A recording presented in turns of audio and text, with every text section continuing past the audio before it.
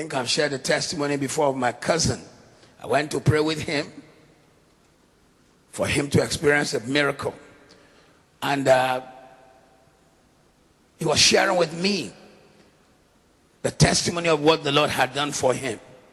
He's a pastor. And he's part of a denomination. He goes and pioneers churches.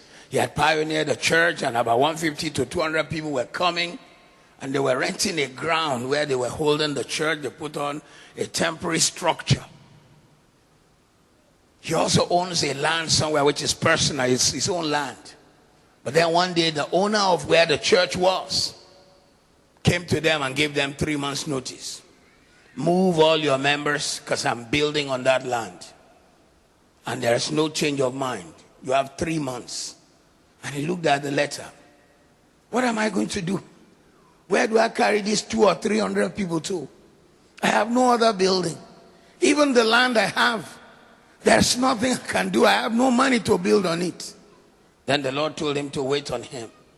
My cousin waited on the Lord for like a week in fasting and prayer. The day the fasting ended, he came back home, was lying on the bed when suddenly his phone rang. And there was somebody on the line. He was in Lagos, Nigeria, and the person calling was calling from Los Angeles. And the person said, "You've never met me before, but please write these numbers down." And the person gave him a long number. It was a Western Union number. And the person told him, "Go to so-and-so place, so-and-so bank, present that Western Union number, and they will give you some money." He said, "Who are you?" The person said, "The Lord have not allowed me to give you the name yet." He went there, collected the money, quickly went and cut blocks and started building.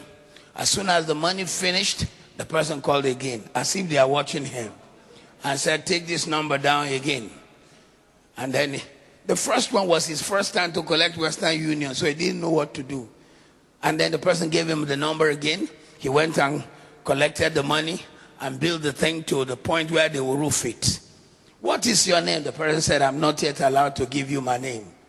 The person called him again a third time, gave him another money. This time the money put roof on the building. Now they have a building, no windows yet, but at least there's a building standing. And it's not where health and safety, they won't even let you enter the building.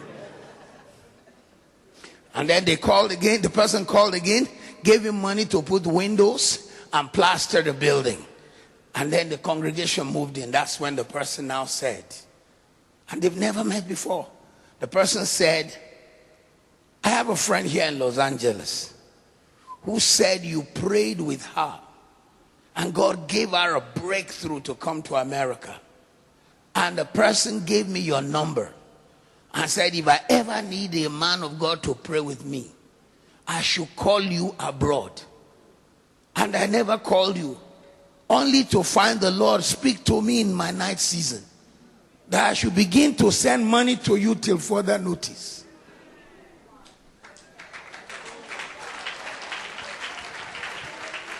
He prayed in Lagos, Nigeria. God stirred up somebody in Los Angeles, California. I tell you, Los Angeles is very far.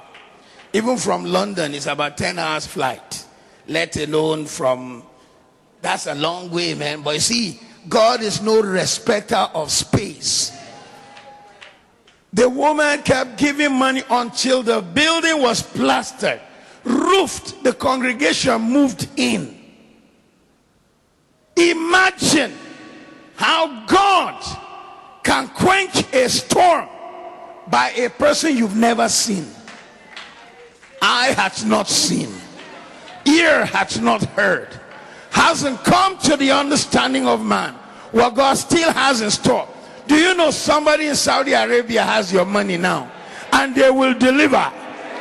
Somebody is holding your money in Australia and they will deliver. Someone in China is meant to connect with you and they will deliver. Somebody somewhere in Asia or Europe, somebody's supposed to bless you and one day they will connect with you.